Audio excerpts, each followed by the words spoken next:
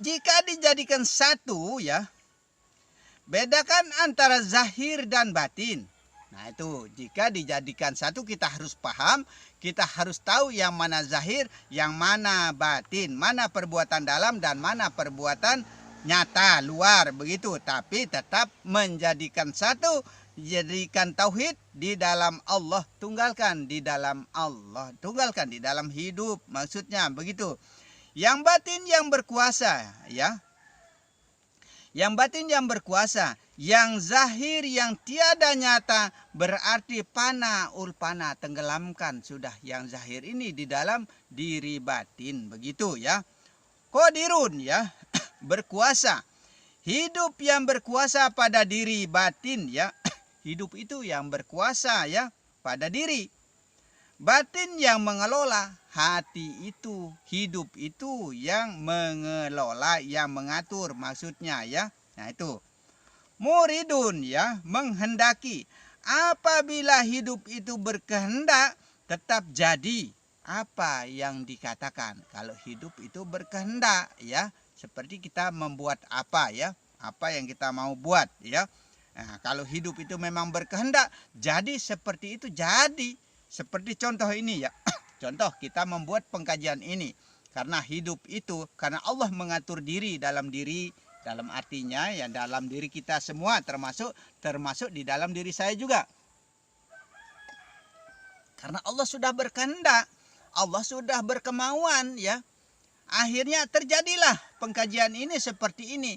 Karena tidak ada kehendak dari saya ya. Tidak ada dayanya saya dan tidak ada upayanya saya.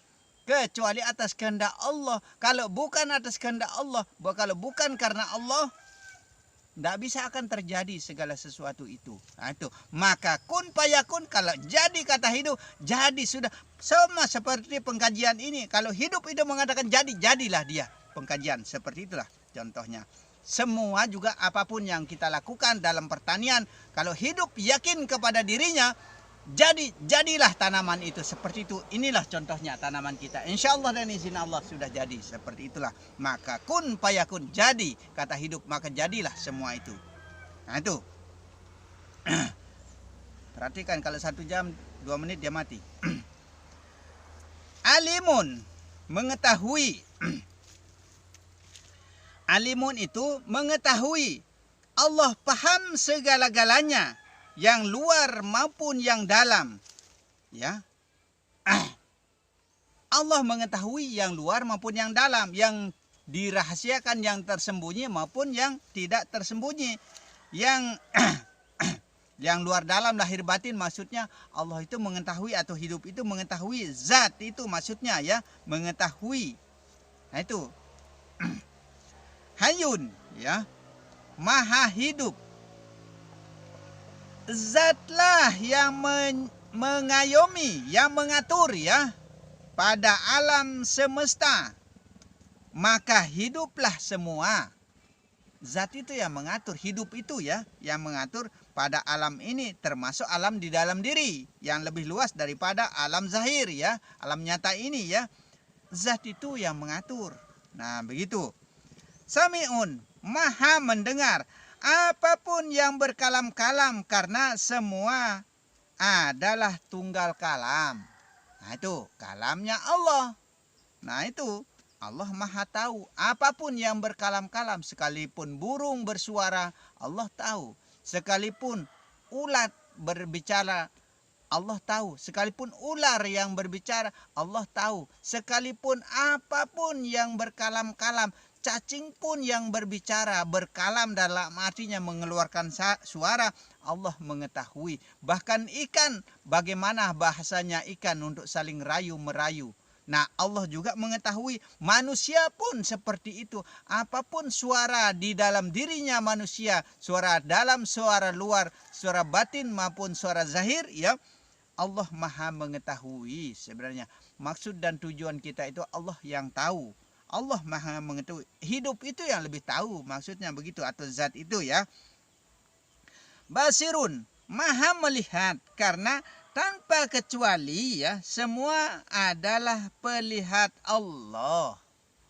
tanpa kecuali. Semua apapun yang saya sebutkan seperti tadi, semua bisa melihat, ya. Akan tetapi satukan menjadi satu pelihat. Itulah tauhid. Maka Allah pandang diri pada diri. Sebenarnya Allah lihat diri pada diri. Allah kalam diri pada diri. Tuh, Allah dengar diri pada diri jadinya. Begitu. Allah gerak diri pada diri. Itu. Allah rukukan, sujudkan dirinya pada diri, zahir maupun batin. Maksudnya, mutakalimun, ya, berkata-kata. Tiada kata, tiada daya dan upaya. Jadikan satu di dalam Allah. Itu, jadikan satu suara, satu kata, satu kalam. Kalam Allah, begitu saja sudah, begitu.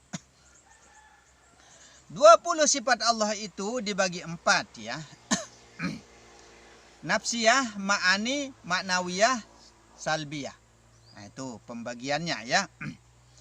Yang 4 ini akan menjadi jelas yang akan menjelaskan intisari pada sifat 20. Yang 4 ini yang akan menjelaskan, ya.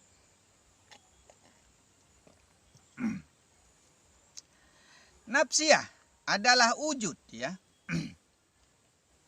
Wujud itu yang menandakan ada.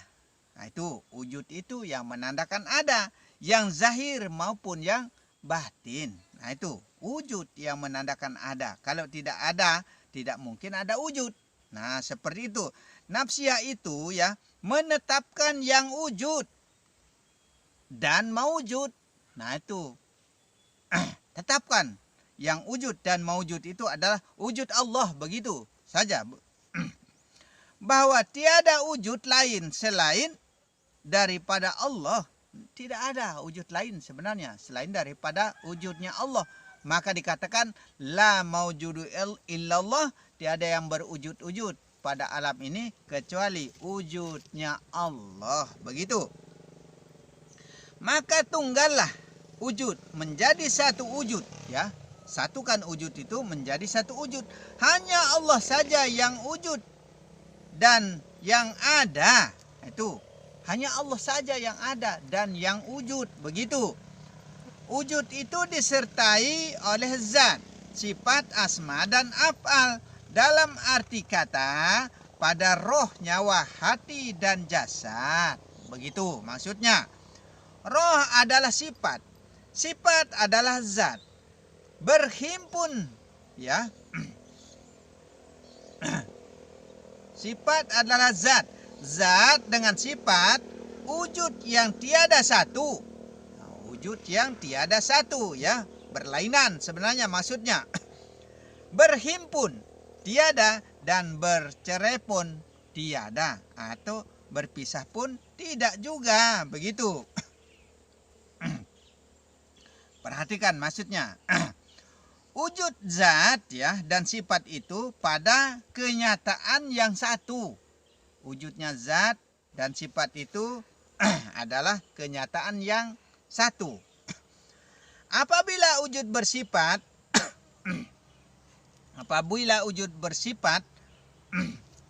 mendengar, ya, apabila wujud itu bersifat mendengar, berarti zat bersifat berpendengaran.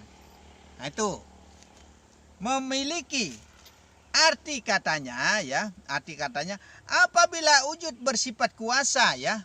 Apabila wujud itu bersifat kuasa, berarti zat yang bersifat menguasai, begitu. Allah yang menguasai maksudnya, begitu, ya. Apabila yang zahir bersifat mengetahui, nah, seandainya yang luar ini, ya, mengetahui, hidup, mendengar, ya, melihat dan berkalam, berarti Allah lah di atas segala-galanya. Nah, itu tetap kembali kepada tunggal pemiliknya. Maksudnya, jika sifat 20 ini tidak dimaknakan pada diri, ya, maka selamanya kita tidak bisa mengenal kepada Allah Subhanahu wa ta'ala. Nah, itu Tidak bisa kita kenal kepada Allah Subhanahu wa taala kalau tidak betul-betul kita terapkan sifat 20 pada diri. Begitu. Sifat nafsiyah ini ya, menafikan, menetapkan, mentiadakan segala sesuatu kecuali hanya Allah saja yang ada pada diri kita, zahir maupun batin. Jangan ada yang lain maksudnya. Hanya Allah saja yang ada. Zat itu maksudnya, hidup itu maksudnya ya. Sifat nafsiyah ini ya, menolak selain daripada Allah saja yang ada pada alam sagir maupun pada alam kabir. Ditolak. Kalau memang ada yang lainnya selain daripada Allah. Nah itu oleh sifat nafsiyah ini maka dikatakan tauhid. Tauhidkanlah semua itu menjadi satu di dalam Allah. Maka la maujudu illallah, tiada yang hidup di dalam diri ini, tiada yang berupa pada diri ini kecuali hanya Allah saja yang bersifat, yang berupa, yang segala-galanya pada diri. Tunggalkan semua menjadi satu hidup, menjadi satu rasa dan di dalam wujud. Begitu. Sifat yang mentiadakan diri kita selain hanya Allah saja yang bersifat. Tidak ada sifatnya kita ya. Nah itu kecuali hanya Allah saja yang bersifat ya. Cara untuk mentiadakan sifat pada diri tidak lain adalah menyerah total kepada Allah. Nah itu kita harus serah, pasrah, redo, ikhlas hanya kepada Allah saja, begitu maksudnya ya. Yaitu tiada daya dan upaya pada diri zahir ya maupun batin. Berarti atas kehendak Allah semua, atas kehendak zat semua, atas kehendak hidup semua di dalam wujud dan rasa. Begitu. Apabila jasad zahir sudah tiada berkehendak ya, seandainya kita sudah mengerti bahwa jasad zahir ini tidak bisa apa-apa, mengetahui ya, hidup ya, mendengar, melihat dan berkalam, berarti semua itu adalah Allah. Begitu. Berarti semua itu sudah Allah, sudah yang punya kehendak. Begitu. Apabila wujud zahir telah pana, ulpana ya, bako ulbako, maka nampaklah wujud batin sebenarnya. Nah, itu kelihatan jadinya wujud batin. Nah, kalau kita sudah tenggelamkan yang zahir ini, begitu. Apabila telah nampak wujud pada diri ya, maka Allah nyata pada diri ya, Allah serta juga pada kita. Begitu maksudnya ya. Sifat nafsiyah itu hanya wajah Allah saja yang wujud. Nah, itu hanya wajahnya Allah saja yang terlihat. Itu sifat nafsiyah ya. Jika kita telah sampai ke makam makrifat, yang mendengar adalah yang didengar, yang melihat adalah yang dilihat, yang menyebut adalah yang disebut. Allah sebut diri, itu disebut dengan puji kodim bagi kodim. Allah puja-puja diri. Zat yang puja-puji diri, hidup yang memuja pada dirinya yang hidup. Nah itu, hidup itu puji diri di dalam hidup. Begitu. Yang penting begitu mati tak kasih tahu kalau memang dia mati. Sabar. Lihat dulu. Lihat diri. Kamu stop. Iya, pernah lihat. Masih jalan tapi. Sudah masih jalan. Kalau mati pas kasih tahu. Menjadilah Allah lihat diri. Allah dengar diri. Allah ingat diri. Allah sembah diri. Jadinya begitu. Allah lah yang menyembah dirinya kepada dirinya. Binasalah yang zahir. Karam di dalam wajah Allah. Nah, maka lenyaplah yang zahir. Karam tenggelam di lautan samudranya Allah. Itulah wujud tenggelam di dalam rasa. Itulah rasulmu di dalam rahasia. Sebenarnya zuk ya di dalam hidup ya, nikmat ya, nikmat yang tiada tara di dalam hidup karena nikmatnya pada perjumpaan kita dengan pemiliknya hidup. Begitu. Hadir pada kenyataan itulah tajali. itu hadir pada kenyataan, itulah tajalinya Allah. Maka Allah nampak sebenarnya ya, Allah terlihat jadinya, maka tembuslah pandangan kita kepada Allah. Nah itu, kita bilang Allah itu kok tidak terlihat. Orang makrifat itu bisa melihat Allah sebenarnya. Kalau saya bilang begitu nanti jadi perdebatan ya, jadi permasalahan ya. Nah itu, orang makrifat terus terang bisa melihat Allah, tembus pandangannya orang makrifat. Nah itu, tembus pandang kalau orang makrifat itu sebenarnya kepada Allah. Nah itu, tapi kalau saya bilang begitu nanti jadi masalah lagi ya. Nah itu, karena kita sebagian besar kita tidak bisa memahami keilmuan sebenarnya. Itu yang menjadi masalahnya. Yang zahir batin itu adalah Allah, luar dalam itu adalah Allah. Yang berkalam-kalam itu adalah Allah, yang berkehendak itu adalah Allah, yang kuasa itu adalah Allah sebenarnya. Jelasnya seperti itu saja. Itu kalau saya tidak begini kan tidak pernah kita bisa memahami keilmuan ya. Nah itu, walaupun 20 sifat itu satu pada kenyataan ya. Itu satu pada kenyataan. Yang banyak itu tetap tunggal pada zat. Sekalipun berapapun banyaknya ya. Banyaknya suara tetap menjadi satu suara. Banyaknya hidup tetap menjadi satu hidup. Banyaknya rasa tunggalkan menjadi satu rasa. Seperti itu. Nafsiyah itu ya tiada berbentuk dan bersifat kecuali bentuk dan sifat pada Allah. Tuh sudah jelas-jelas kita dikasih tahu ya. Tiada berbentuk dan tiada bersifat kecuali Allah. Begitu, tauhidkan dia. Seperti itu caranya. Kalau kita tidak begitu, tidak bisa kita memahami kepada keilmuan ya. Nah itu, maka kita mengijmali suatu kalimah ini dalam arti sifat 20 ini ya, kita terjemah maksudnya ya. Sifat nafsiyah ini berkaitan dengan tauhid ya. Sifat 20 ini berkaitan dengan tauhid. Maka menunggalkan segala sesuatu di dalam sifat 20 maksudnya. Kalimat nafi ya, yaitu la. Mentiadakan segala sesuatu kecuali hanya Allah saja yang ada. Itu kalimah nafi. Ya. Cara mengucap tauhid atau syahadat yang benar adalah mentiadakan segala sesuatu yang bersifat ya. Jangan ada yang bersifat. Itu atau berupa, jangan ada rupa. Kecuali hanya Allah saja yang berupa, yang bernama, yang hidup, yang kekal, yang segala-galanya, yang bersifat dan lain sebagainya. Itu hanya Allah saja. Yang ada, yang nampak, yang terlihat, yang kita kenal, yang dikenal dan yang mengenal, itu adalah Allah sebenarnya. Itu. Sehingga tiada wujud lain pada alam sagir. Alam yang di dalam diri, yang lebih luas daripada alam nyata maksudnya ya. Maupun kabir. Sekalipun di alam yang nyata luas ini juga tidak ada lain ya.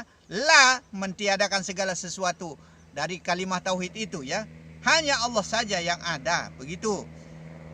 Hanya tajali Allah lah yang nyata. Itu tajali Allah itu sebenarnya kelihatan Allah itu, tapi kita tidak pernah bisa melihat Allah, tidak pernah bisa memandang Allah pada diri. Itu tidak pernah kita bisa melihat Allah, tidak pernah bisa memandang Allah karena silau dengan cahayanya ya. Silau dengan nurnya Muhammad yang nyata ya pada diri. Sehingga kita selalu mengatakan kita yang mampu dan bisa melakukan segala sesuatu, maka kupurlah manusia itu. Kapan kita mau menjadi manusia-manusia yang beriman kepada Allah Subhanahu wa taala? Tidak pernah jadi manusia yang insan kamil mukammal kepada Allah Subhanahu wa taala kalau kita tidak pahami ilmu ini. Begitu saja. Ucapan kalimah la ya sudah tiada. Segala sesuatu maksudnya sudah tidak ada pada diri ini, di luar diri juga sudah tidak ada sudah. Itu dari la itu ya. Yang di depan, belakang, kiri dan kanan sudah tidak ada sudah.